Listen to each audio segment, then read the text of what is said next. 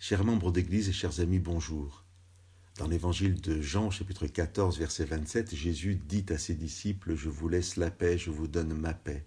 Moi, je ne vous donne pas comme le monde donne. » Nous sommes dans ces fameux 3 chapitres 14-17 de l'évangile de Jean, testament spirituel de Jésus avant la mort sur la croix.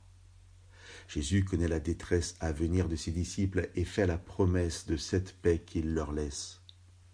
On peut s'interroger sur ce que veut dire la paix dans la bouche de Jésus. De façon simple, on peut discerner 2 types de paix, celle du monde, l'absence de guerre, et celle de notre esprit ou de l'Esprit de Dieu, la paix intérieure.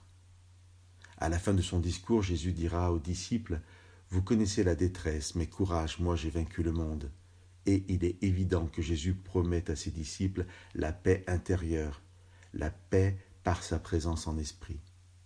Mais ce qu'il est intéressant de noter, c'est que l'accent ne porte pas ici seulement sur un type de paix qui soit différent, mais aussi sur une manière de donner qui est différente. Jésus dit bien « Je vous donne ma paix », mais il dit aussi « Je ne vous donne pas comme le monde donne ». Et il semble que ce soit là aussi la manière de donner qui soit différente chez Jésus. Dans la Bible, le don de Dieu est toujours un don premier, total, gratuit, sans autre condition que d'accepter de le recevoir. La paix ici, comme la foi, l'espérance et l'amour dans d'autres passages, sont ce que Dieu nous assure nous avoir donné. Dans notre texte, la promesse nous invite non pas à rechercher la paix comme si nous ne l'avions pas, mais à découvrir la paix que Jésus a mis en nous et que peut-être nous ignorons, c'est-à-dire que nous n'arrivons peut-être pas à vivre. Parce que Jésus ne donne pas comme le monde donne, nous pouvons être assurés que le don de Jésus est effectif, être assurés qu'une promesse de Jésus est toujours une certitude pour nous. Nous avons en nous cette paix, que nous arrivions ou non à la vivre, parce que Jésus l'a dit.